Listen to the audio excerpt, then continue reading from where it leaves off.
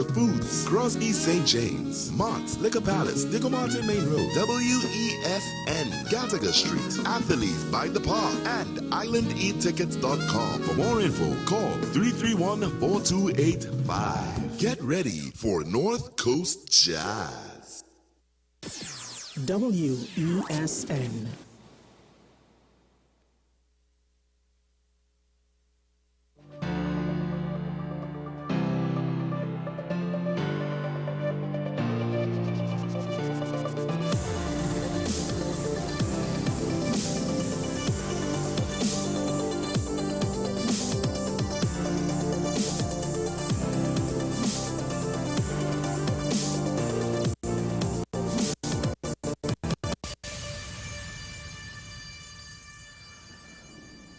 Good morning, ladies and gentlemen. Welcome to Talking Point. My name is Shawn Michael Small, here with you to continue the conversations every weekday morning here on WESN, your content capital, the only station in the nation, broadcasting in HD. And you could tell by the image quality. But the quality is not just in the image, it's also in the topics of conversation. And before we get into those topics, I will like to acknowledge the passing of Claude Noel just before, well, a few months before his 75th birthday. He passed away at the Eric Williams Medical Sciences Complex. The country's first world title holder. It's a shame. One of the last things that the country would have seen him in would have been something of a controversial video, which came up again recently. It was made a while ago with Mr. Noel being in distress. But at the end of the day, he was a hero to the nation, and his passing is an unfortunate piece of news for the country. Perhaps that's why it's a rainy morning this morning. So we just like to, again, wish family and friends condolences for his passing. A sad day for many a boxing fan, many patriots, and friends and family of Claude Noel. Now, moving on, the conversations, of course, have to continue, so let's start off our daily review.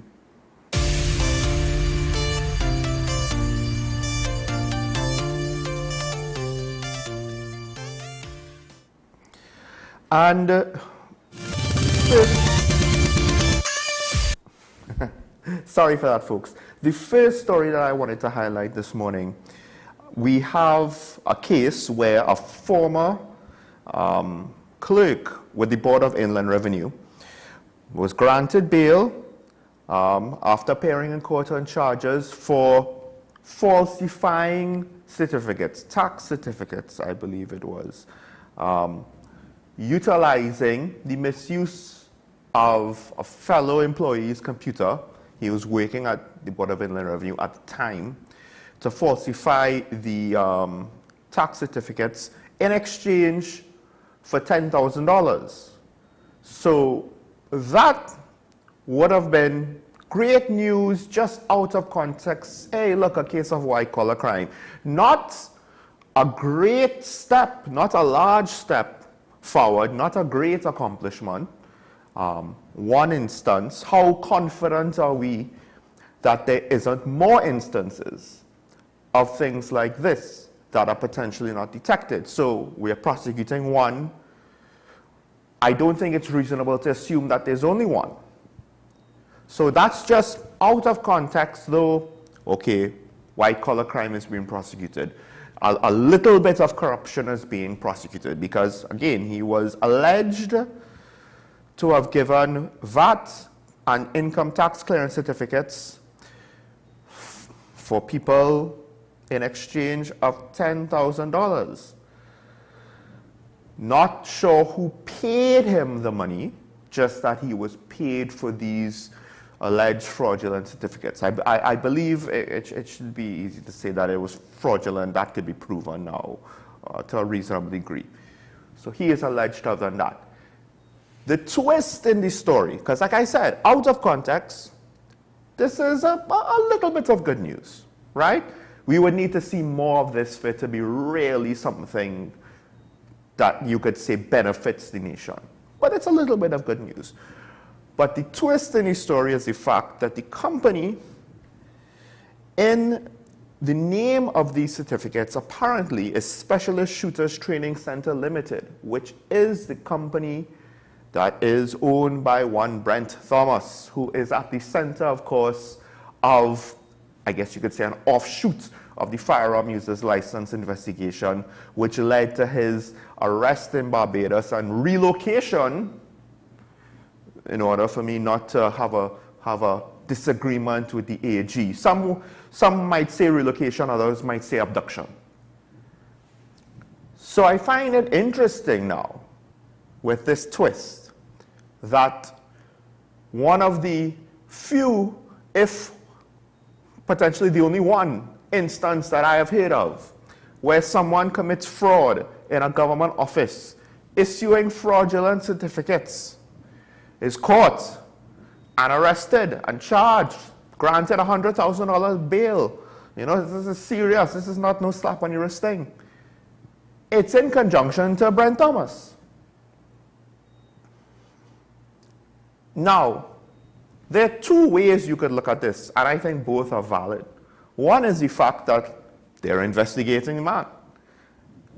And if he is potentially involved in criminal activity, then it stands to reason there might be other things that he's involved with. Or perhaps, maybe to say criminal activity is too strong of a way to phrase it. Perhaps you should say that, well, he was involved with, you know, skating the rules, you know, kind of like towing the line, finding loopholes and shortcuts, and this is just one shortcut too many. I mean, we still haven't necessarily heard any sort of final decision with regards to his possession of automatic weapons that he has a license for. We don't know what the main investigation with regards to firearm users licenses, you know, was about, what was it centered around, what was the actual. We know what the rumors are, and we know that the rumors are connected to the former commissioner. But as of right now, they are not proven, there are no convictions, so I can't say, you know, regardless of what I think or don't think with regards to those rumors. Now, in this case, we do have an arrest of Mr. Thomas and now a potential allegation. Again, it apparently is said that it is unknown who paid the money. So that and all is the twist within the twist. So the other way you could look at it is, this is quite convenient that someone who is at the center of the government, the state admitted that what they did with regards to the relocation of Brent Thomas was not legal. So it's convenient that now they found more dirt on him. And it's not to say that it's directly related to any sort of firearms users license investigation.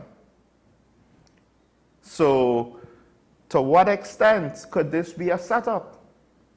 We don't know.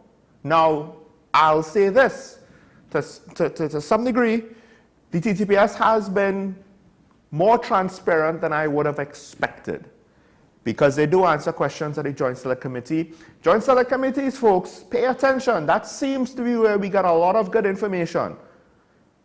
I do believe, if I'm not mistaken, that's where we found out that the government owes billions of dollars to TNTech. That's where we found out about, well, what's going on with the police. That's where, unfortunately, the commissioner made her claims with regards to her crime plan, but that's also where she admitted the state of crime going in the opposite direction. Now, this case seems to be a situation where they don't necessarily want to speak about.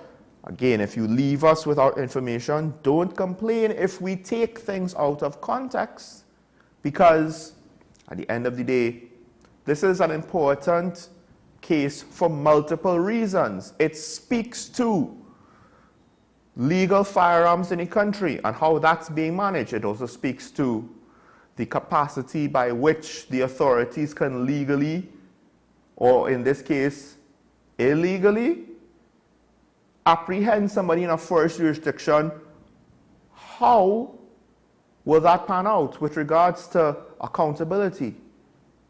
The precedents for punishment, for responsibility, for explaining the situation, all of these things are going to matter. They're going to set the tone, because if you give a government an inch, just like anything else, they could take a mile, especially if you give them an inch, they take the mile, and you say nothing about it. So we have a clerk, a former clerk, perhaps, and I'm not saying that they need to reveal everything, but they could figure out a few things to reveal that could settle these issues. Because the unfortunate thing is, and this is what I don't understand, politics is based more in perception than in reality. Because as much as we all like to think we're geniuses, we can't follow every statistic, we can't follow every decision, every policy implementation, every construction project or initiative or program. We can't follow it all. We can't follow every line item of expenditure and have perfect information as to what the government is or is not doing. We can't follow the productivity levels of public servants and bureaucrats and ministers and MPs. We can't. So it's, as much as we think we know, a lot of it is just how we perceive the situation. And this is part of the leadership function. The leadership function of managing expectations. Even in private business, you have to manage the expectations of your customers. And if you fail to do that, you could fail as a business. I don't understand how is it that, one, politicians don't understand the degree of which they have a responsibility to the people to explain enough, not everything, enough. And enough is subjective, but would you say that enough is being explained? And then two, the fact that we, the people, accept this. I think I'm going to reach a point where I don't really want to hear people complain about the government in general, because we accept and we support our side and we brush over what they do, and notice that the accusations from one side are not all too different that the other side has for them. And yet somehow our righteous indignation about the superiority of our political clan remains, undefeatable. So, again, a former clerk has been accused, charged, and been granted bail. So he has given false tax certificates for VAT and income tax to the firearms company or the shooting range company owned by Brent Thomas, who is involved in a case that has wider implications than this tax fraud case. Brent Thomas's situation has wider implications for the country, and how we will respond and what precedent we will set with regards to our acceptance of certain things that relate to the fight against crime. I believe that's a big issue right now. I believe so. So this is something that bears worth watching. The implications are endless, folks. And those small implications, they might seem small. Oh, why are you harping on this? Why are you making such a mountain out of an anthill? No, they seem small. But society is built on a lot of small decisions and a lot of incremental changes. They say this about war, they say this about the economy. It gets away slowly and then all at once. We don't want to reach the all at once stage. Before we end the break, I'll just mention, I did not expect to take so long on that story, but what can I say? It was kind of convenient. I hope that this is all above board, by the way. Let me just say that. I hope it is. And I hope that this was found utilizing methods and policies that could catch more white-collar crime. But forgive my pessimism if I don't expect that to be the case. Now, two more things. One, the first other story UNC councillors, they have heeded the words of their political leader, and because of the ruling from the Privy Council, which we'll get into later, they have decided to stop working. It's not so clear-cut, so hard and fast. I do believe that in some capacity, depending on which corporation you're speaking about, they will provide the day-to-day service that needs for things to kind of keep operating. That's necessary. So I don't think they've resigned. From what we have learned last week Friday with General John Baines, there's a penalty if they wanted to actually resign, which I think is nonsense and shouldn't be there.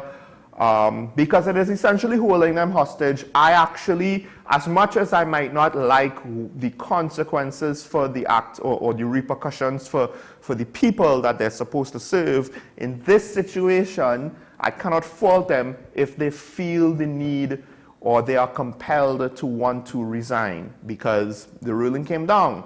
And for better or worse, and maybe you don't have to interpret it so strongly, but one could argue they should not be there. And we did make that argument. I will say that. When this went down, ethically, I did not agree with giving them another year. And they themselves did not all want another year. And finally, I'll leave you with this. This would have been my third topic. The Minister of Education said that a soon-to-be-completed audit on schools contains too much sensitive information to be released to the Senate or to the public. Of course, Senator Wade Mark was asking for it. I'm not entirely sure if it's released to the Senate that it necessarily has to now become public record. I would like to know exactly what is too sensitive. Now, granted, I understand that in certain situations you will have these things come up.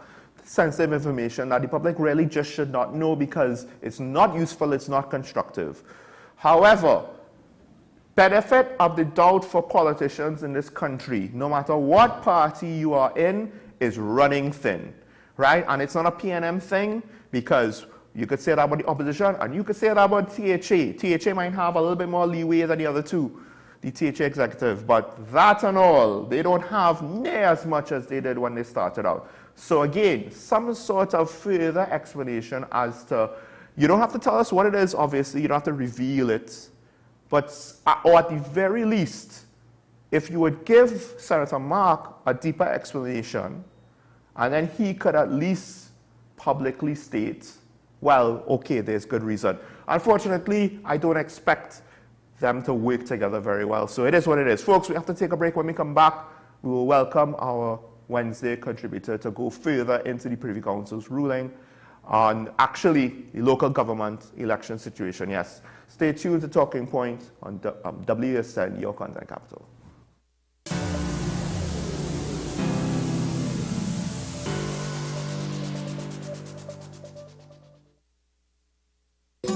Take some time for yourself or spend some time with the family at Sandy Point Village Hotel. Enjoy our various studio and suite apartments, self-contained with their own kitchenettes and Wi-Fi. We also have our famous 100-foot swimming pool and our beachfront restaurant, the Steak and Lobster Grill. And our location in Crown Point puts us near the center of activity from the nylon pool to the local nightlife. Call us and make your reservations at 639-8533, 389-2378 or email us at sandypointvillagehotel@gmail.com.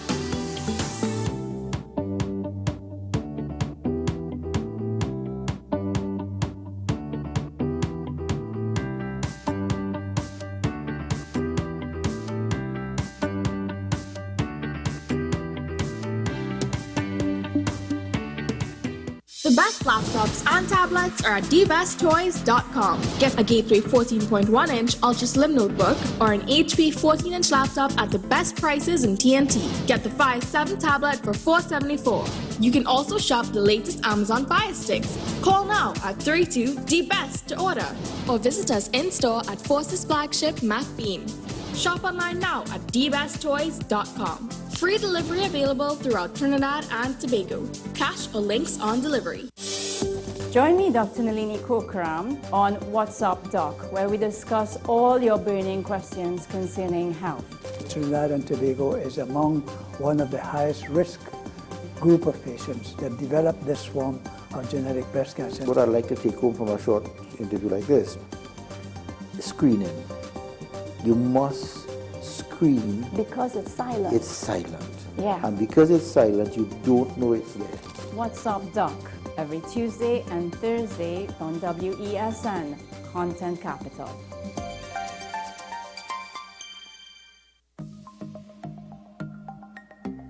Knowing how to tell authentic is as easy as 1, 2, 3.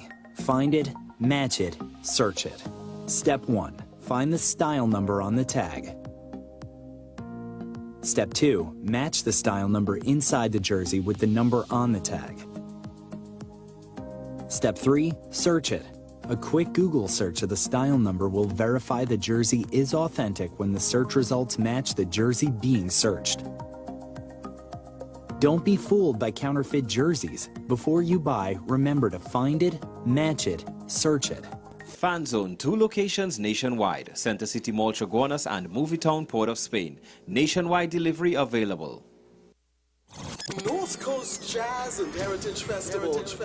Our master talents will light up the Northern Range. Nisa, Duvon Stewart, Stacey Sobers, Chrison Joseph, Mangal Patesar, Marvin Newton and Kyrie Kaiso blast to the world with Ronnie McIntosh and Super Blue. May 27th, celebrate amazing.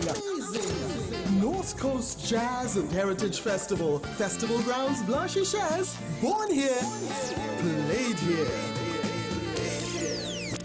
Tickets available at Crosby's, Extra Foods Endeavour, Shogunas Main Road, Sangre Grande, Arima, Grand Bazaar, Mart's Liquor Mart, Diego Martin, Kenny's Sports Outlets, Athletes by the Park, and WESN.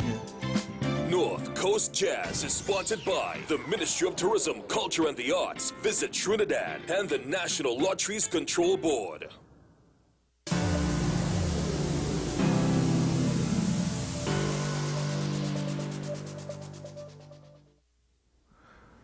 Welcome back to Talking About, ladies and gentlemen. So, of course, now, today, the PM is expected to address the nation. One of the issues that we're anticipating is with regards to what's going to happen with our local government representation. Because as it stands right now, the court has ruled, the Privy Council, so the final Court of Appeal has ruled that the extension should not have happened. So it's not necessarily saying that it's outright criminal, but we're in a no man's land. We're in a no man's land for our local government representation.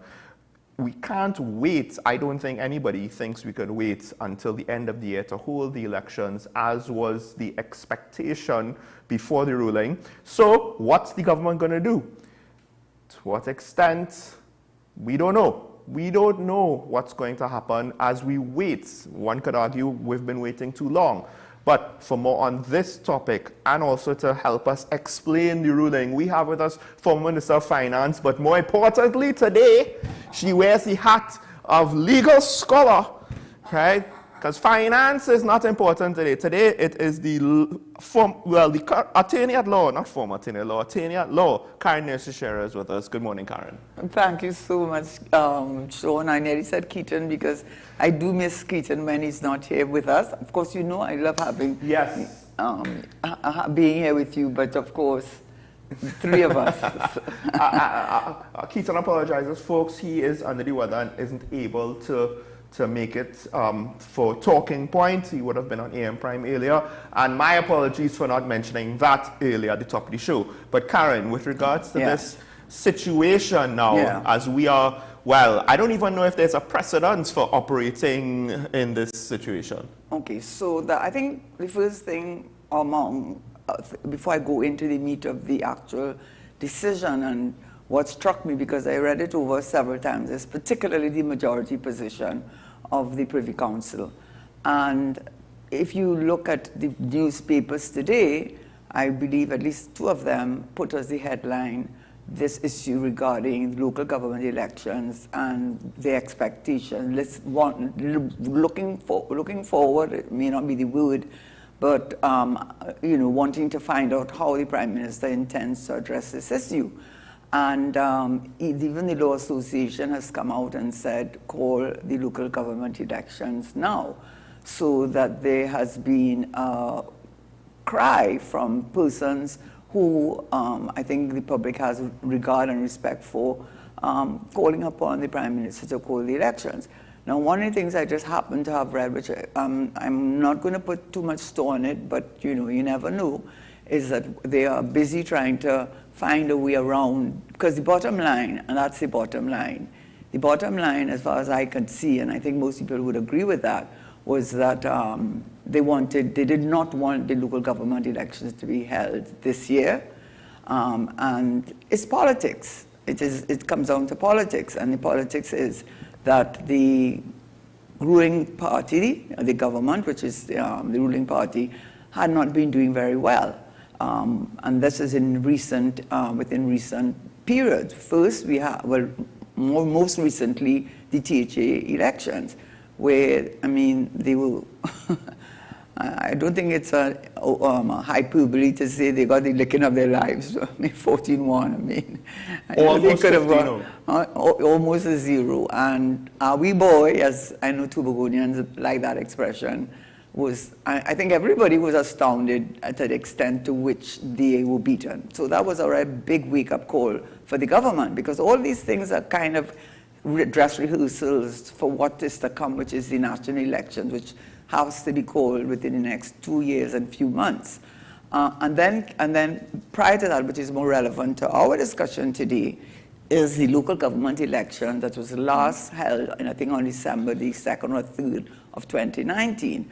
And under that legislation, before its amendment, the term of office had always been, also under its previous legislation, for councillors and aldermen to serve a term of office of 3 years, after which they would demit office, and within, I think, a certain number of days, you had to call a new local government election. And what the issue here, of course, is that, you can't not pay attention to these things. When it was at the High Court level, the judge at that time, they had asked for judicial review of the decision not to call the elections. And the judge at the time said, yes, it merits, yes, it is a strong point that qualifies, but I'm exercising my discretion and I'm not hearing it.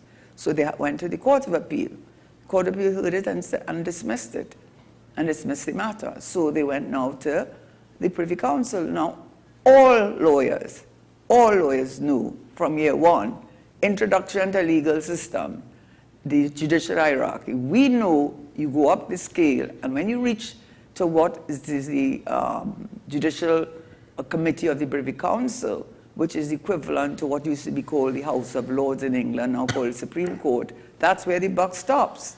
That's where the buck stops.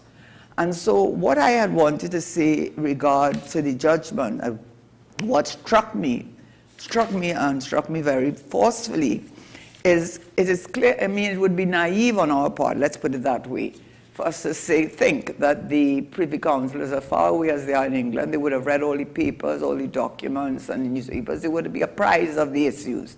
And I am confident that they were not unaware that the impetus for wanting to extend the office of the aldermen and the councillors to an additional year was to put off the local government elections for an additional year. And that would have been a parliamentary, and even the Privy Council's majority said, even said the government taking away a right of electorate. So what I will say is this, that having read the judgment shown, they did agree, and I don't think that the appellant, Balgobin Mirage pursued it, that it was not a constitutional matter because it was on national elections and there were no precise provisions in the Constitution dealing with local government. Right. So, and I think both parties did not pursue, they did not pursue it. So the arguments came down to whether this issue of retrospectivity, which I don't want to go into much, except to say what the government wanted to argue is that the act, by its wording, the sections that they included, the two sections that were included, that extended it from 3 to 4 years and thereby their term of office for another year, they wanted to say that it applied to the incumbents, the ones who were there already, so that they had another year in office, which is really being retrospective because you're taking the legislation and applying it to a situation before. Without it actually saying so. And what is said and what the majority said, that argument does not apply to statute. When you're dealing with statute, if a law is to have retrospective effect, it must be clear, it must be unequivocal that that is its intent, and that was not there. But that was not the real issue. It is clear to me, and that is a shame on us, and why I talk about executive overreach, which we're seeing many more examples, you know, is the reasoning of the majority on that, Keaton.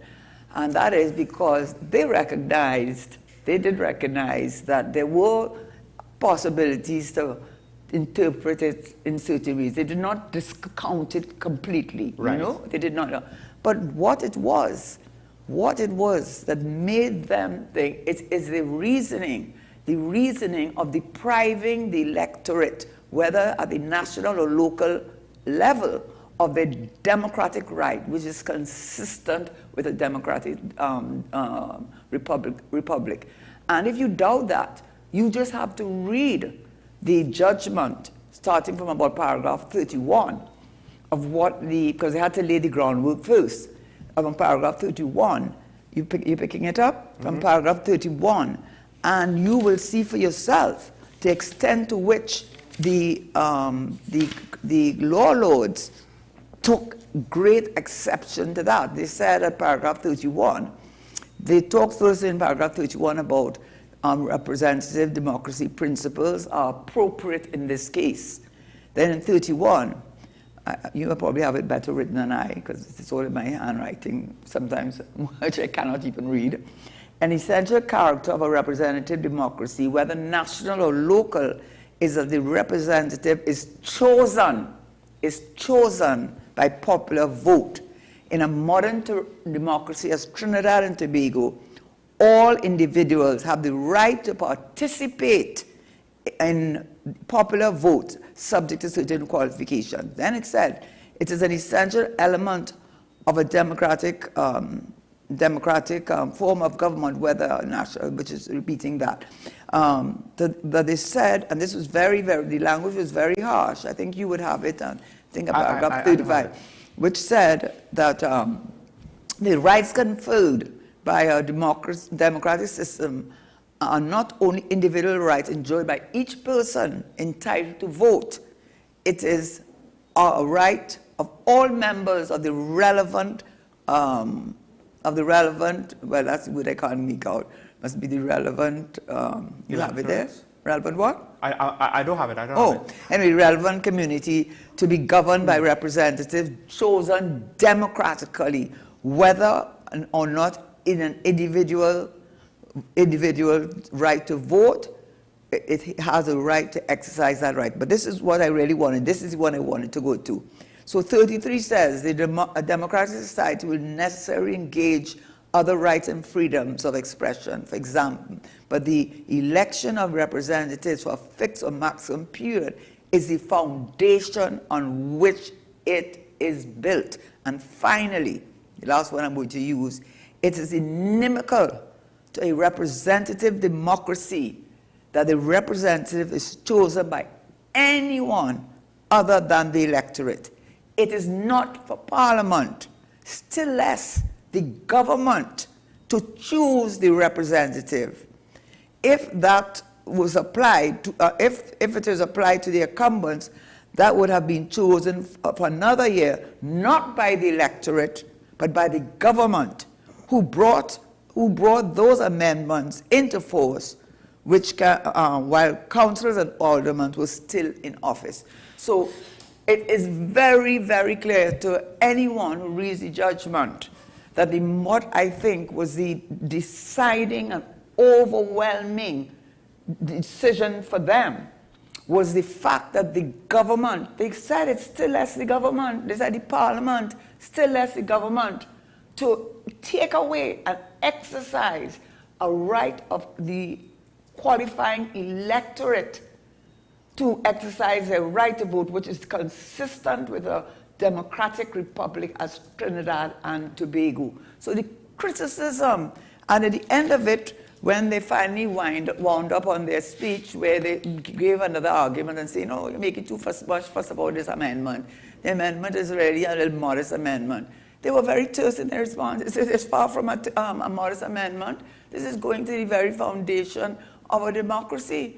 That is the argument. So I can't see how the government can get around that. And this numbers game, I have to say, the Attorney General, Reggie Amor, well, I don't know if you know any longer. When he basically said, well, yes, but you're referring to when he said, well, 3 disagreed. Okay, so that's what I want to say. But 7 agreed or No. or I 5 want to say agreed with this. me. I have to say this. And Regamo is a good friend of mine. He actually represented me for a while in my matter. I've known him from Caveville. But I have to say this, without fear or favor, it is demeaning to your office. It is demeaning to your office. It is nonsensical for you to come to the public as a titular head of the legal profession to play a numbers game. So what are you saying about the legal hierarchy? It is a nonsense. Yes, that is a nonsense. That's a good way to put it, but I'll have to ask you to pause there. Yes. We'll stick up in and out. We'll come right back to that. Folks, we have to take a break. When we come back, we'll continue on this point specifically, but I also have some questions for Karen with regards to the fact that, hey, but the Privy Council is the Privy Council and the appeal court here is the appeal court here. They're not the same things. Folks, more on that after this.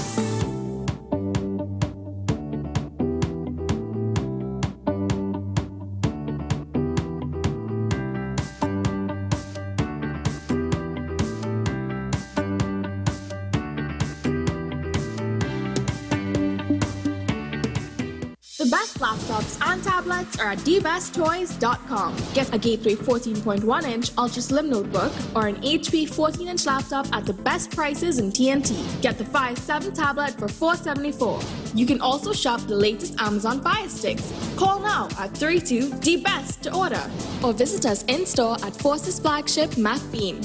Shop online now at dbesttoys.com. Free delivery available throughout Trinidad and Tobago. Cash or links on delivery.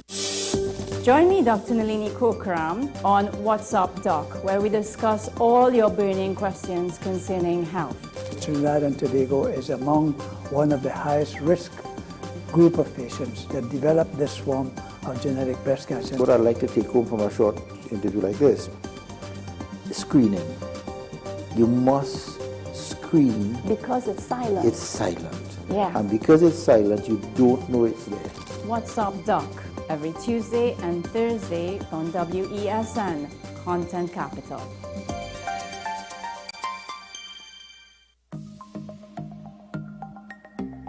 Knowing how to tell authentic is as easy as 1, 2, 3. Find it, match it, search it. Step 1. Find the style number on the tag. Step 2. Match the style number inside the jersey with the number on the tag. Step 3. Search it. A quick Google search of the style number will verify the jersey is authentic when the search results match the jersey being searched. Don't be fooled by counterfeit jerseys. Before you buy, remember to find it, match it, search it. Fan Zone, 2 locations nationwide. Center City Mall, Chaguanas and Movietown, Port of Spain. Nationwide delivery available. North Coast Jazz and Heritage Festival. North Coast Jazz and Heritage Festival begins on Friday, May 26th with Movie Night. 7 p.m. Festival Grounds, Blanchie-Shares. This year features the local hit movie, Hero, directed by Francis Solomon. Come see the story of local justice, Ulrich Cross. Join us at North Coast Jazz Family Night. May 26th, 7 p.m. Bring your cooler, bring your blanket, bring your family. North Coast Jazz. Born here, played here. North Coast Jazz is sponsored by the Ministry of Tourism, Culture and the Arts. Visit Trinidad and the National Lotteries Control Board.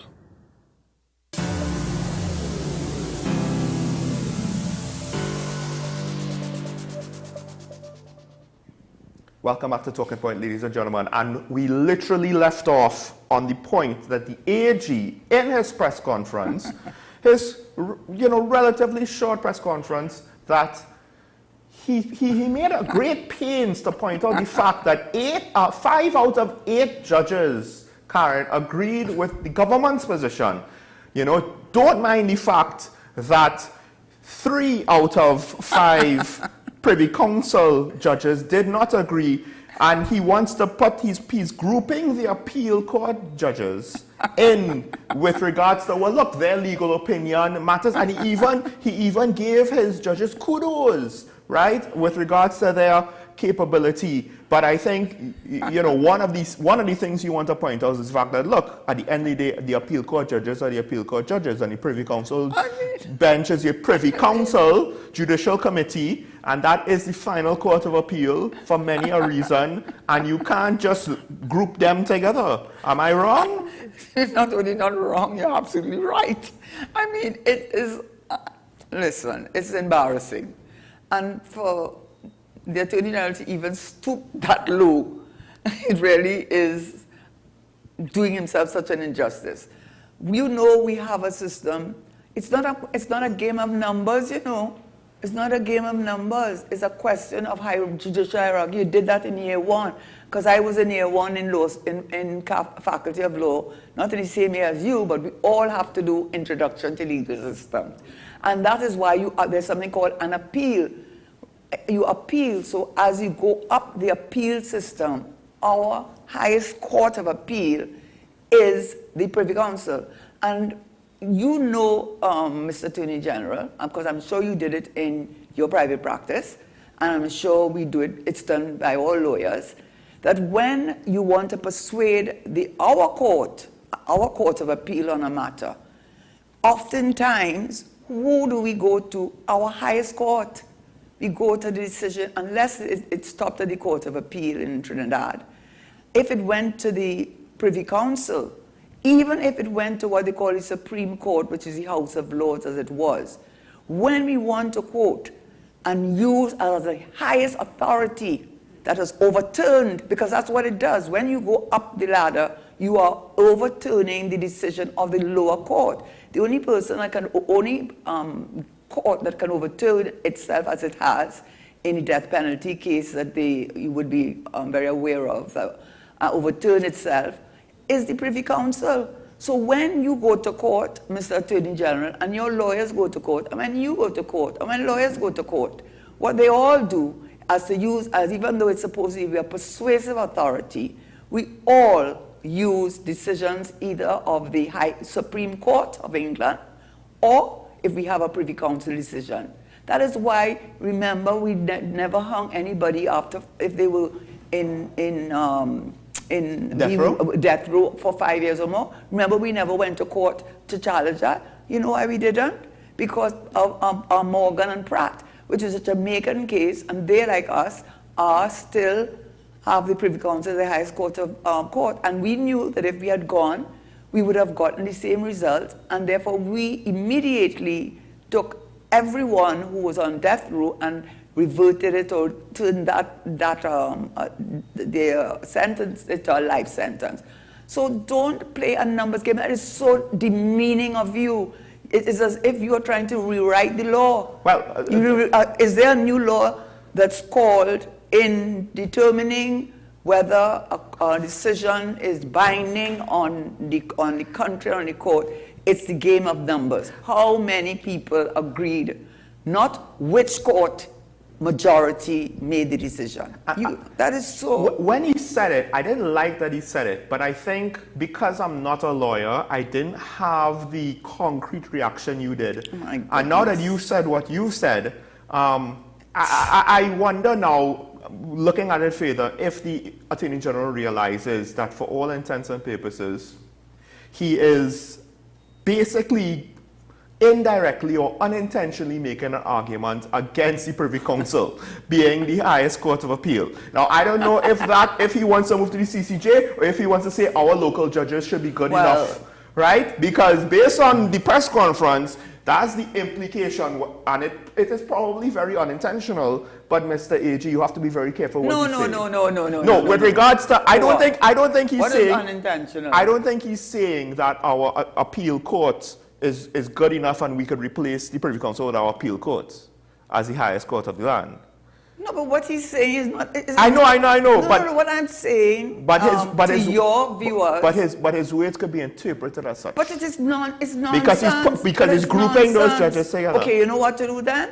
It is nonsense. Why go to the Privy Council when the Privy Council makes a decision? Because that's our final court of appeal. Until we decide to have the CCJ, Caribbean Court of Justice, as our final court of appeal, which Barbados and Dominica and Guyana has done. When they make a decision, a majority decision, that's the end of it. So for you to demean your position as a titular head of the legal profession and talk a numbers game and talk about, well, how many? I mean, who do you leave that for? That type of argument is not a scholarly argument. It is so politically ridden, and it is so nonsensical that you could bring, and you know, Keaton is trying to tell me to leave it alone. Sean. No, I know. You see, that's all. This is the second time you did it. But okay, I actually like the phrase that you said, politically ridden, because that's the point I was trying to make. That was a political statement. But what is he doing to his... What is he doing? What is Reggie Amor doing to his professional integrity, how people view him? When he is finished, at the point, you know what people are going to remember him for? For these kinds of, why say what you said? Does anybody not remember Herbert Volney for Section 34? That's more or less what you remember him for. Yeah, but Herbert Volney was a high court judge, and they never made him a court of appeal judge. So you could, God rest his soul, but then you have to wonder, why not? But we're not dealing with that. We're dealing with the court system. Because, Reginald Amor is the current AG, one would think that the AG would be, the lawyer for the cabinet, for the state. That's the person on the cabinet where the legal advice either comes from or flows through. So we have to move forward. Now, this situation is not unconstitutional because the Constitution does not have any references to the local government, right? So when that decision was made, there's no reference to that. That's why it's unconstitutional. No, yeah, and when I did not read the Court of Appeal this decision. I do know that at the High Court, the argument was based on judicial review, not on constitutionality grounds. I believe that when they reached the Court of Appeal level, if my memory serves me correctly, the appellant abandoned that constitutional argument because they themselves realized, because I think that's what the Privy Council said itself, that the constitutional argument did not hold water because there were no specific provisions in our Constitution dealing with local government elections. So to do about something that was agreed by both parties as not being relevant to the question about the amendment and whether the amendment was, in my view, an executive overreach, and the Parliament and the government arrogating to itself the right of the electorate to exercise the right to vote, which is the very foundation of a democratic republic, whether at the national or local level.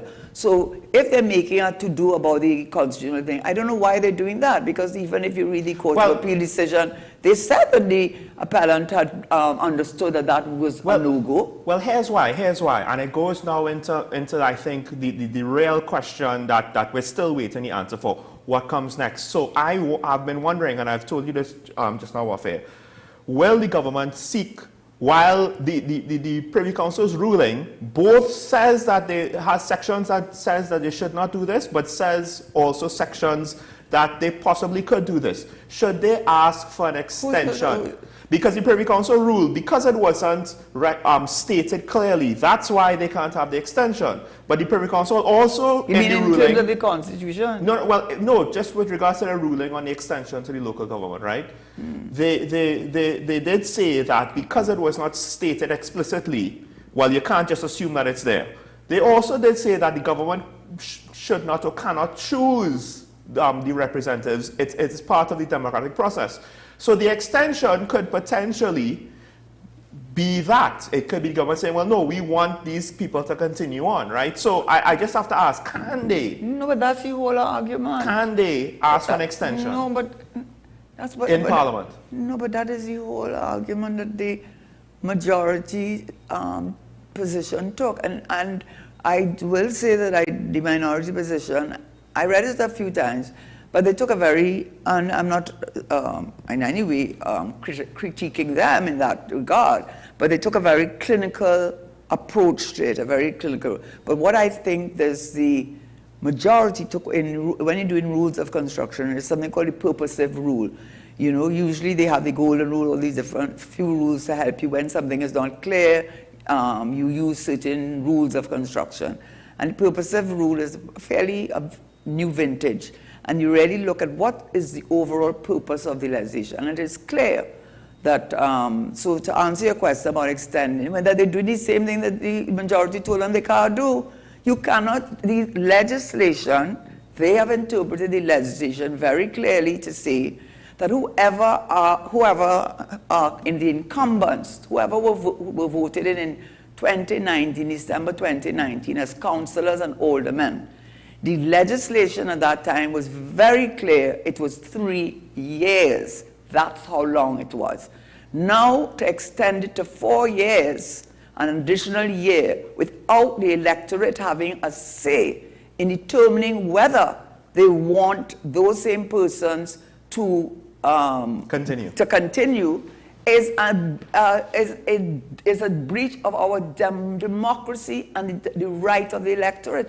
So it's, if you go back to the parliament and use the parliament to do that, then you are, in my view, you know, I'm trying to be very careful,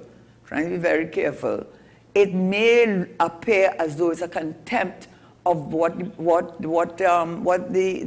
majority, yes, because it is clear to me, and if you read it, and I've actually had about 6 quotations from the verbatim, not my words, their words, every one of them focused on the issue of democracy and the right of the electorate, and it is not for the parliament, still less the government, to exercise that right. So if they go back to parliament and do something like allows them to do that, then they are obviously, it's really maybe a numbers game after all. We have to go and change our, we have to go and teach our students a different approach. Because I do think that the government at least does not seem to be ready. They wanted a whole reform to happen before the next election, or at least well on its way, and I don't think it's there yet.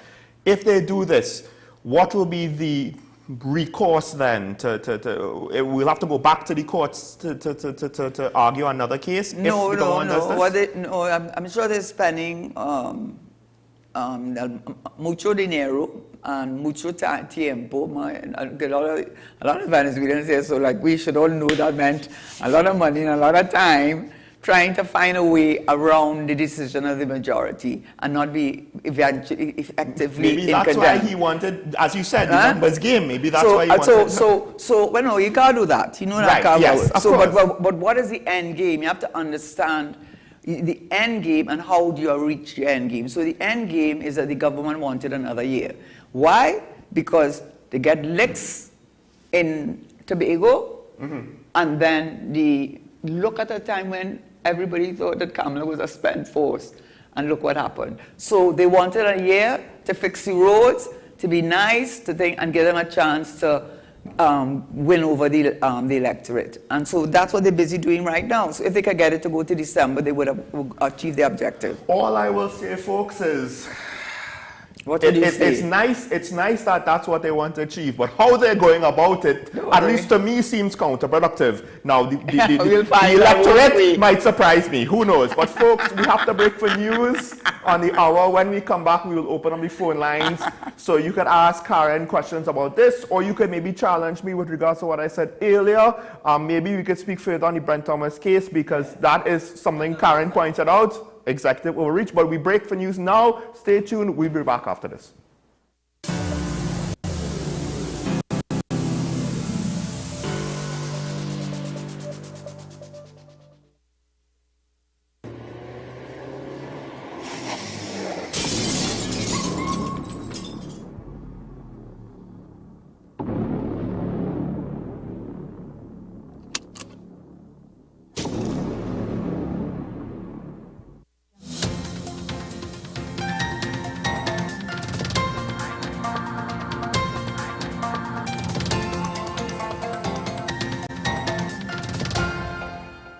Here's your WESN News on the Hour. I am Denise Martin. Thanks for joining us. Here are the headlines. Former professional boxer Claude Noel has died.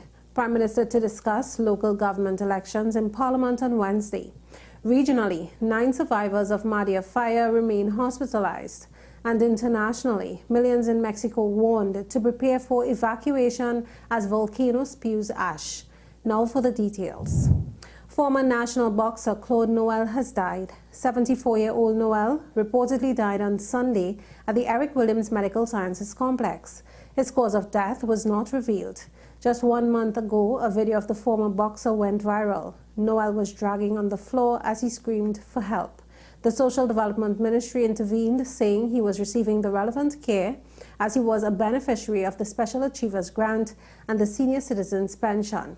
During the Tobago-born professional boxer's career, which spanned from 1973 to 1984, Noel held the WBA World Lightweight title and the Commonwealth Lightweight title. He contested a total of 41 official fights and lost just a mere 10 of those. The Claude Noel Highway in Tobago was named for him in favor of a sporting accomplishment.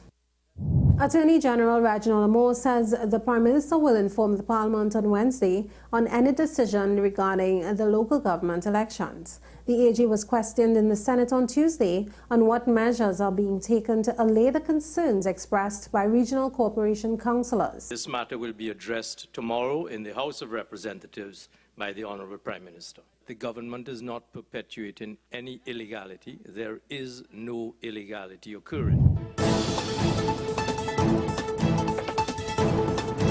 In regional news now, a total of 9 students from the Madia Secondary School dormitory who had to be air-dashed to Georgetown suffering from burns and severe smoke inhalation from the fire that consumed the female dormitory are currently hospitalized at the Georgetown Public Hospital Corporation.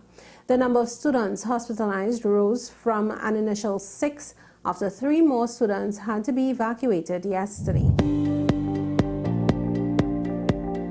In international news now, millions of people in Mexico have been warned to prepare for a possible evacuation after increased activity from the country's most dangerous active volcano, which has been spewing ash into several nearby towns since last week. Ash from the volcano, which is in a central part of the country, has delayed flights in Mexico City and led authorities to close schools in dozens of municipalities. Some 25 million people live in a 60-mile radius of the volcano, which is about 45 miles southeast of Mexico City. Well, that was your news to the hour on WESN. I am Denise Martin. Thanks for watching.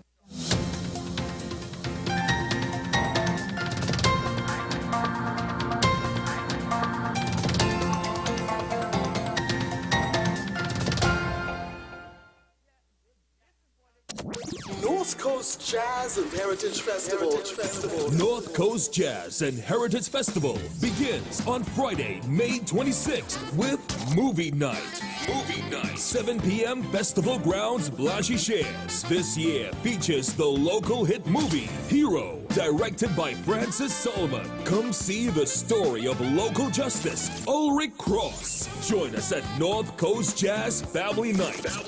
May 26th, 7 p.m. Bring your cooler, bring your blanket, bring your family.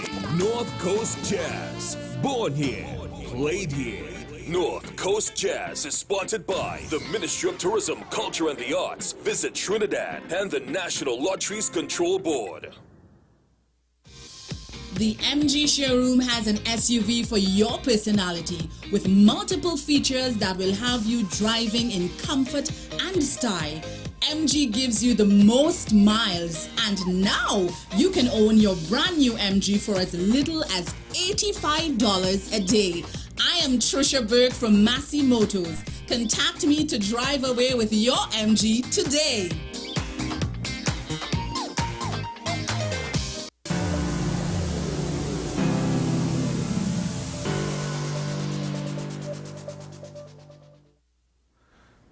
And we're back, folks. Talking Point here on WESN show. Michael Smolka and Shashera. We had a spirited discussion both before the break and during the break. And maybe we'll get into some of that content, you know, depending on what you, the viewer, decides to say or ask us. If you have a question, the phone line is open. The number should appear on your screen. Singular, not plural? Yes, because we've been having problems with TSCC. That's why every now and then we have days with no calls. You know, sometimes you would say, oh, but I thought the topics were quite important today. How come we have no calls? And similar situation, similar day, maybe the similar contributor, whether it's you or one of our Take others. them to the Privy Council. Well, oh gosh, boy, you can't be so harsh. I mean, it's, you know what? You might be right. Maybe we should take TSCT to the Privy Council, folks, and get this sorted out.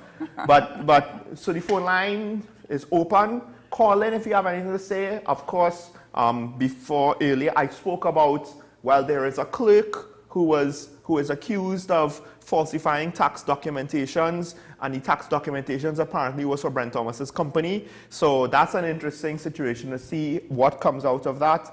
The education minister saying that the school audit has too much sensitive information. It's not national security, so what exactly does she mean? I wish we had better avenues for communication. And of course, our third story with regards to the local government councillors on the UNC side, they are more or less, well, they're for the most part generally stopping work, Karen. And what do you, as we wait on callers. Are you putting up a question for the day? No. We have no question for the day. Have no question for the day? We have no question for the day. We don't always have a question. But I want, I sitting down here. You want to ask if you or something? No. I was waiting for the question of the day. No. And the question of the day would have been, based on what I had spoken about, do you see that there is an increasing move towards executive overreach of course, if it's executive, it must mean the government. And the latest example was what we just spoke about today. And the emphasis that the majority in coming to its decision placed on the issue of democracy and the right of the electorate to vote, and that it is not for the parliament, still less the government, to make that decision for the electorate. And those are the words that were actually used. And, I didn't make up those words. I didn't add those words. Those were the words, and they were very strong words. And there were about 7 or 8 paragraphs devoted to that idea of the democracy. So if you're talking about the democracy, obviously you're talking about the executive. So we're seeing more and more. It's a call from San Fernando. We have a call, but the question, to summarize, do you think that this is just that there are signs of executive overreach, in this case affecting the democratic process of our local government elections? We have a call from San Fernando. Good morning, caller. Good morning, sir, and good morning to the beautiful lady there. Morning. My question is a small one that I have in mind for quite some time. Right. Now, based on the fact that the AG made a numerical calculation on the Privy Council ruling, I might just say that every other ruling that we would have had in the past, similar to that, we can now add all the favorable judges from Trinidad to those and say, well, they win. What happens is then people say they win now. Exactly. And just you saying what you said shows the nonsensical, it's so demeaning of him. I don't know how he could bring himself to do that. I mean, oh my God. Right. Sorry, I don't mean to use that language, but... Yeah, and one more thing. Now, you will realize that a number of these people at the top make some remarks and have the whole country debating for days on end, things that even the kindergarten children wouldn't understand why they say it in the first place. So, in addition to that, my own personal view, and I could be wrong, the whole system in Trinidad from 1962 to now was designed and continued to run by those, what do you call them, coronation rules, prosecutions, or whatever you want to call them. We have that in Trinidad. And you could see how they defend one another going down the road at linked with that. So I'm convinced that we have those groups in Trinidad, and that's how they operate. In fact, I might even add it's extended to Barbados too, because one friend from Trinidad gone to Barbados, have his friend over Barbados, do some things. What do you think about that? So we're being run by what? What was the way? Yeah, that's what I wanted. We didn't hear you too well, caller. I said that we are being run and controlled. Everything is being controlled by these groups called, like, what do you call them? The Rosicrucians or coronation rules. How do you call them? I don't know, but I understand what you're trying to say, but... Well, right, I don't want to say that exactly, but that's why I use that remark. You understand? So we have these underground groups. Okay. I don't understand what you're saying. Okay, I think I know what you're saying. Right. And thank you. Thank you, caller. I mean, to some extent, yes, there will be some degree of decisions being made based off of interest that is not well known to the public, right? Private interest business, or the unfortunate thing is, when you graduate from university or secondary school, you might be told about networking. You need to network yourself, have more contacts, get together, network with other professionals, young professionals, widen your circle to improve your ability to gather information, find jobs, curry legal favors is usually what the advice is. But the problem is legal favors turns into illegal favors depending. And it's the bad side of networking, because then all of a sudden now, well, it's for the network and it's what we could do for each other in the network and not necessarily what we could do for the country. Yeah, but I think he's going beyond networking. I know. If he called out the prosecutionists, what he's really talking about, these organizations that businessmen would agree to. Did he say? Well, that was the director. I don't know if we necessarily want to single out any group. Yeah, but no, he did. But I'm just saying that at the end of the day, it's for the government, which he elected, to do the right thing. And what we have been speaking about is that, yes, there are going to be influences on the decisions of the government. That's how all governments operate. But at the end of the day, it's the government to do the right thing. And what you're seeing, in my respectful opinion, the Brent Thomas case, yes, it could be all the terrible things they want to say is they're trying to sidetrack you. They're trying to deflect from what is obviously, as the judge himself said, and he has not been overruled on it, he says it's unquestionably a case of abduction. How can you, a non-commercial plane, leave Trinidad, have him arrested with the whole drama that happened, unless there was some level of involvement of the executive. There had to have been. I mean, you're taking us for fools.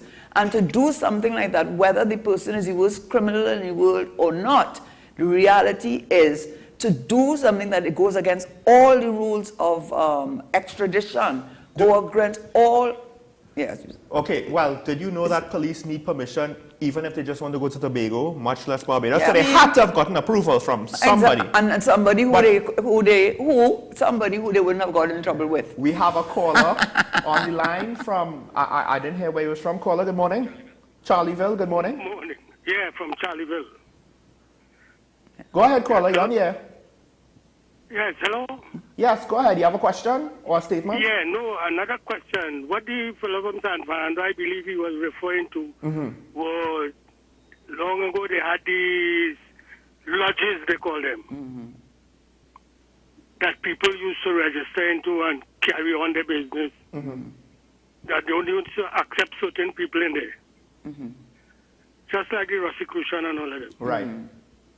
Yeah. Okay, so that's what I wanted to tell. I think they call them lodges. Yes. Yes. Yes. That's correct. Okay, so have a good day. Thank you, caller.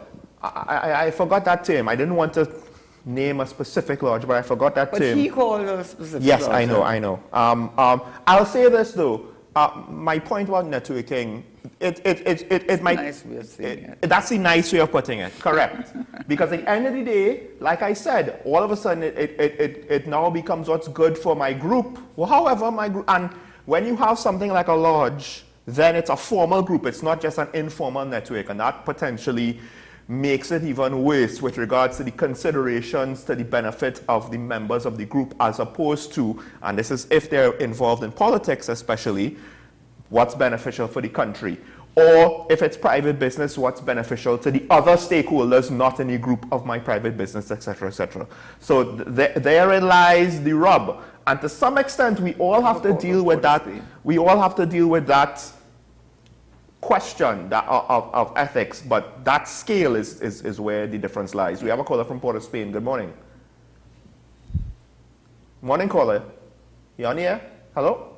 Good morning. Good morning to you. Morning. I am calling to ask the lady. Hello? Yes, we can hear you. Go ahead. Her opinion on the position taken by the UNC councillors to respect the decision of the Privy Council and not work during this period. Thank you. So what is your opinion on the UNC councillors not working during this period? Well, I mean, it's all, you can't be, listen, in politics you cannot be naive, okay? So let's just put it that way. And so if it is that the Privy Council has given a majority ruling and has taken the government to task for not respecting the democratic principles, they're going to find other ways, and that's one of the other ways to start to get people to defect so that they hopefully that will give the impression that the UNC is losing ground. No. These are the councillors who UNC. Oh, you mean that they did not? They're not working. They're going to stop working. But no, they were asked. Not the ones who left the party. The ones who are just not working as councillors anymore. Yeah, well, that's a difficult thing because, I mean, not working, I guess it becomes like a form of a strike. You know what I mean? So, from that point of view, they're striking. So we yes, exactly. We have a caller from San Fernando. Good morning. Good morning. Morning, Karen. Morning, Sean. This is a question for Karen. Would Mr. Thomas have a case against the Barbados government for removing him, what is it, illegally from Barbados? I just wanted to get an opinion on that. Thanks. Yes, I would think so. I mean, but it wouldn't be constitutionally based. It'll probably be assault, battery, and false imprisonment, and so on.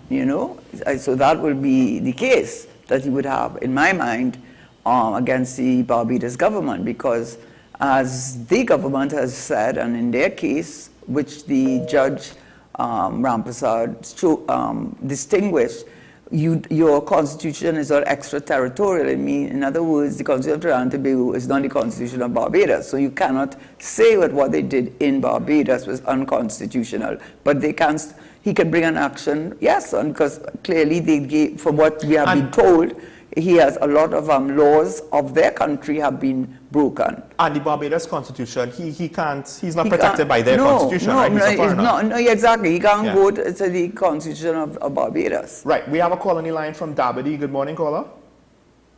Pleasant morning to you. Morning. And your learned guest, my good friend, a pleasant morning to you. Yeah. Listen, I want to disagree respectfully. Caller, hold on a moment. We could barely hear this caller. If the volume needs to go up a lot more, guys. Okay, caller, could you start over? Are you hearing me better? Are you hearing me better? A little bit. A little better, but go ahead. We'll try our best. Okay, all right. I said I want to disagree quite respectfully with several of the issues that I raised this morning. First of all, it is in my opinion that it was not abduction from Barbados from Mr. Brent Thomas. Secondly, I'm hearing you using a term that police officers need to get permission to go to the jurisdiction of Tobago, which is untrue. If Karen look at it, it's a twin island and it's constitutionally one country. What the police has to do is that they are asked in a standing order to report to a station if they are within the jurisdiction. So if you leave one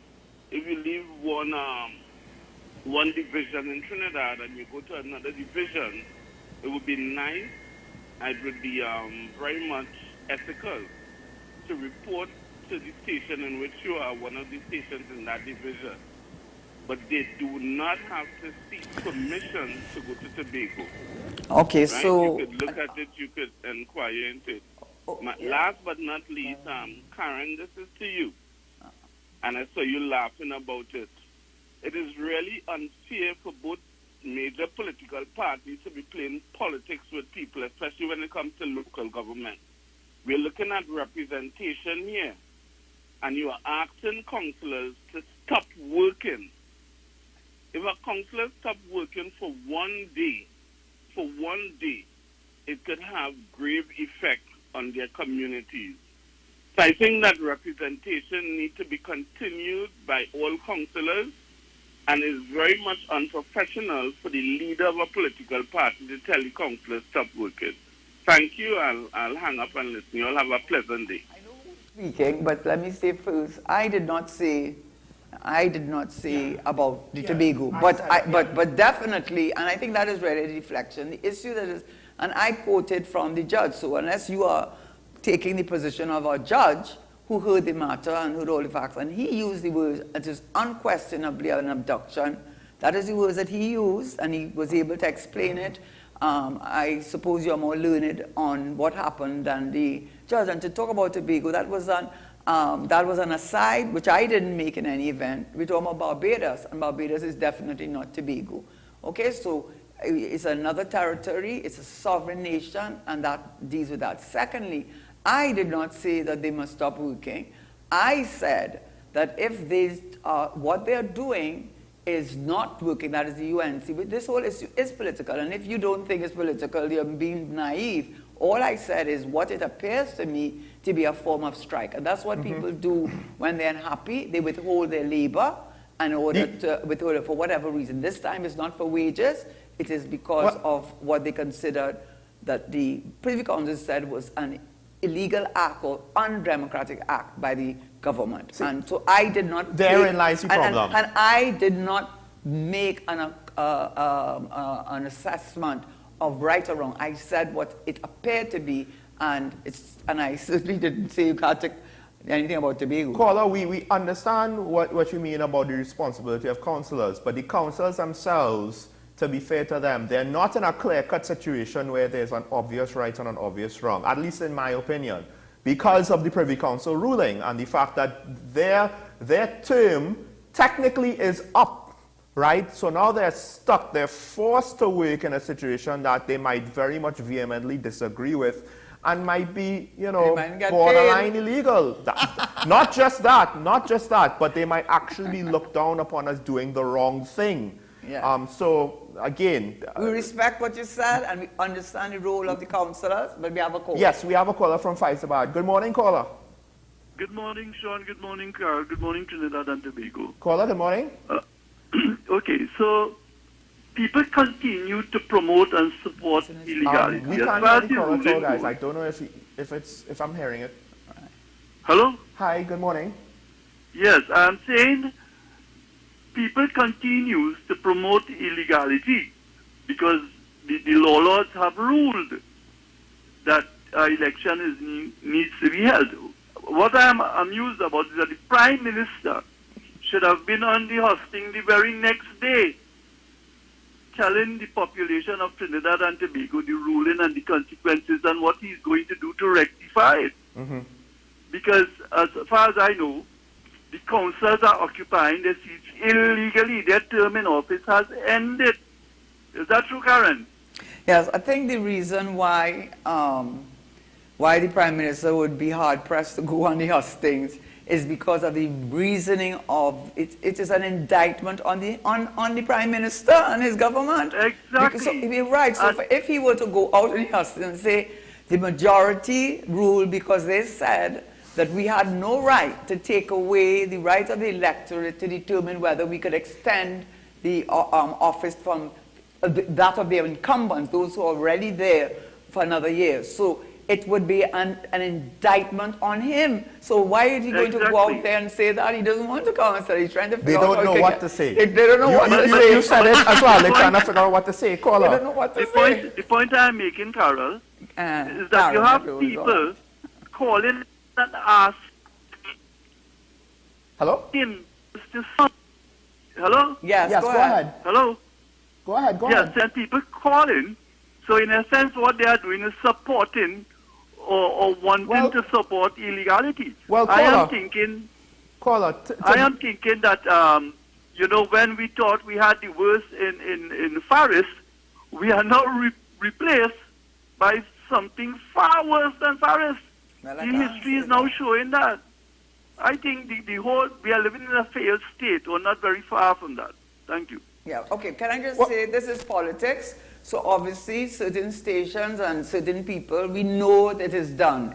I was in politics, I know it is done. They want to deflect, they want to change the conversation, but let them read the majority rule, and I am going to write an article. Hopefully they will put it on the Sunday papers, and I am not going to use my words. I am going to quote from the judgment. So it's not Karen Teixeira's words. And then you can determine whether the reason why the majority, not the numbers, the majority decided that what the government did was to deprive the electorate at the local level of their right to vote, which is inconsistent with a democracy and a modern democracy. That's the reason they lost. So we have to close the phone lines. Caller, one of your points there, I don't know if you were referencing caller before you. I will say this though. Again, it's not clear-cut because the caller before you had a very important point. Councillors still need to do the work. Now, not all of the UNC local government representatives have stopped working. It is on a case-by-case basis. I believe they consulted with their fellow peers in their individual regions. So I think in one case, the chairman and the mayors are still working, and in another case, they are still doing the day-to-day operations in different capacities. I do think they should continue to work. But you know how you have, you know what they say, working under duress? So maybe they could say working under duress, but I don't think they should stop working. Right. So ironically, it's similar to the situation in Tobago. It's an interesting case study with regards to, because we are potentially a source of precedent in this very niche situation where the local government is technically not supposed to be operating. Well, that as well. But with regards to what you said about this AG being worse than the previous AG, I will say this. our current Attorney General is not a great politician. When he is communicating as a lawyer on a technical matter, he's fine. But once he starts to go into like political public communications, things kind of get a little shaky there. And by a little, I mean a lot, because every time you say majority, I think 5 out of 8 lawyers agree with the government. But it's not that. I think the Attorney General is a very competent person. I think he's doing a lot of damage himself. Yes. But also too, it's not only what he says politically. I mean, even the decision about how they would approach the case at their thing, he definitely would have played a major part. And if that's the case, the thing is, I'll say this: whenever Faris was speaking about opinions or advice or laws, it usually was the advice of senior counsel. We have senior counsel on retainer. I wrote the law. Oh wait, a judge said the law was bad. No. Senior counsel wrote the law. Now I'll say this about the AG. He did claim that, at least in one specific instance, based on his words, he was operating under his opinion. He didn't have to pay for advice. Once, based on his words, he might have still paid for opinions, right? But there have been a lot of examples about the former Attorney General's inability as a lawyer. And I would like our Attorney General to be a good lawyer. Unfortunately, the other failings before we finish. Yeah. The thing with being Attorney General is that you are not only an advisor to the government, but you also the protector of the people's rights. Exactly. And that is why that is that dual role, which is why in England, the Attorney General, although he can sit in cabinet, does not sit in cabinet because it is inconsistent with the role of being the people's representative also. Right, exactly. Not formally a part of Parliament. And that's something, because of you brought it up, because you brought it up, I keep, coming back to your words, to that example, something we should consider in TNT. But folks, all things considered, as my co-host would say, today is a good day to make it a good day. So, Prime Minister deciding who goes against senior counsel. Oh Lord, Karen, we have to wrap. So folks, try and make it the best day as I can, even with all that's going on. Sometimes you just have to laugh. For myself, Sean Michael Small, Karen, this is Shara, and of course, Ethan Luton here with us. This is Talking Point. We will see you tomorrow morning. Goodbye.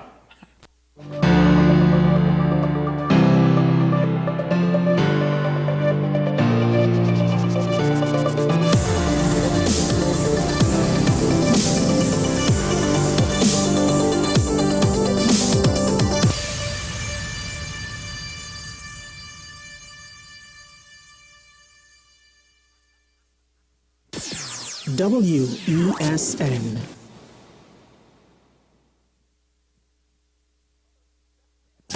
North Coast Jazz and Heritage Festival. There's superb voices and a refreshing sound is at North Coast Jazz. Lisa, brass to the world with Ronnie and Super Blue, Stacey Sobers, Duvon Stewart, Mangal Patesa, Chrison Joseph, Marvin Newton with Kyrie Kaiso, all led by the sensational Dean Williams Quintet. Celebrate amazing with new artists, new voices, and fascinating sounds. Tickets available at Crosby's, Extra Foods Endeavour, Shogunas Main Road, Sangre Grande, Arena, Grand Bazaar, Mart's Liquor Mart, Diego Martin, Kenny's Sports Outlets, Athletes by the Park, and WESN. May 27th, Festival Grounds, Blanchisseuse. This is no ordinary jazz. This is North Coast Jazz. Born here, played here. North Coast Jazz is sponsored by the Ministry of Tourism, Culture and the Arts, Visit Trinidad, and the National Lotteries Control Board. Is it politics? What is it? Is it that nobody cares about sports? The kind of support that sport used to get in the past is no longer here. The thing is, taking a knee doesn't mean that that's the only thing you're doing nowadays. Right. Taking a knee along with other stuff. Samantha, what are you looking forward to when you return home to Trinidad and Tobago after winning the title?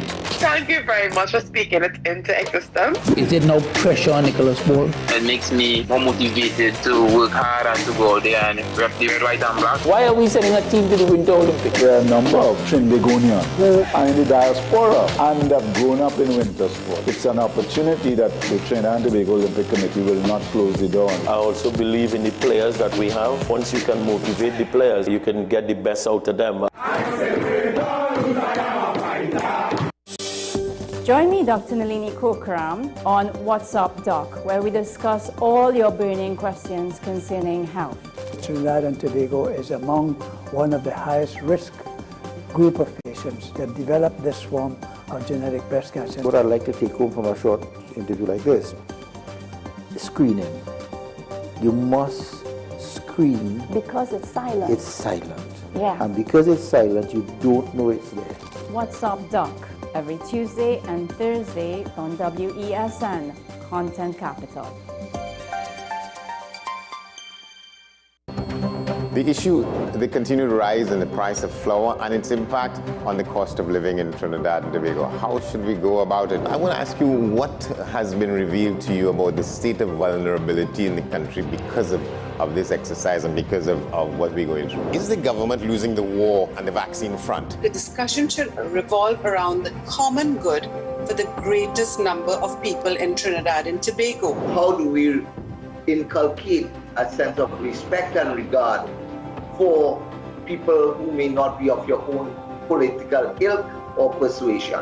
The communities are now being used by political opportunists. So when the tables are turned, it's the same way. Okay, this has been 10 Questions. I'm Andy Johnson, and we'll see you next time.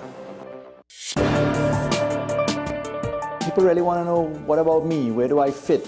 Yes. What is in the ride for me in terms of a better Trinidad and Tobago? And I'm pleased to shed some light on that. The purpose of bail is to ensure your attendance at court. That's it.